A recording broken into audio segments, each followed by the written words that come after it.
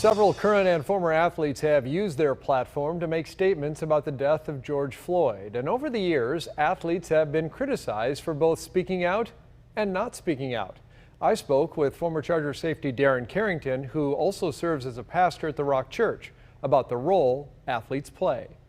When you realize the influence that you have, I think you have to want to do more than just win games and make money.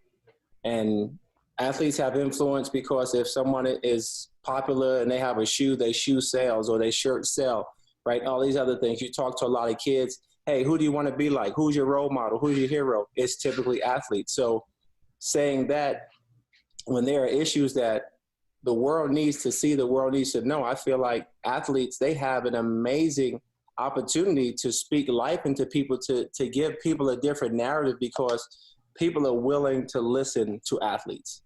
You run the risk as an athlete, though, of alienating people. Colin Kaepernick, exhibit A on that, because most people believe he was blackballed from the NFL for taking a knee and his silent protest, basically protesting exactly what we're seeing right now. Mm-hmm. How does an athlete balance that when they're thinking about speaking out about what they believe in? The reality, I think that there's strength in numbers. And I think that's one of the things that unfortunately we haven't seen, right? Because you don't have to experience wrong to know something is wrong. Everyone should have said, you know what? I don't know what you feel, but I'm gonna stand by you. I wish there was more coaches. I wish you were hearing coaches speaking out. I wish you were hearing owners speaking out, right? It's easy for a player, especially a black male, it's easy for them. But when you have someone who is not in those shoes and saying, man, this is wrong. I don't care what color I am. Now you begin to get to attention. And that's something that, to me, to be honest, it's a little hurtful, right? Because you see this and for some reason, like, why are you not willing? You have the platform that if you're the owner, nobody's going to fire you, right? So you can say whatever you want and they're not using that. So my hope is that would happen. I'm sure a lot of people probably have reached out to you or have talked to you in conversation. When they say to you, Darren, what can I do? What do you tell them? We've had these conversations in regards to staff. A lot of our staff is not black.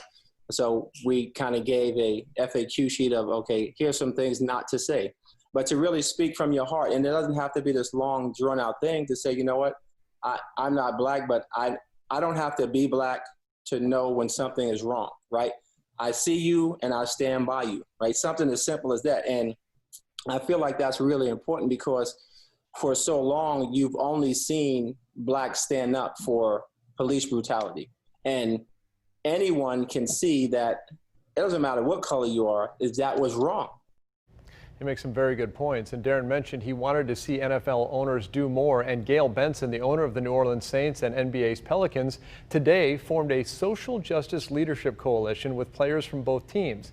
In a statement, Benson wrote, quote, "Unified action towards a solution is what needs to come from this now. This is not about making statements to appease people. This is about making a difference and working together."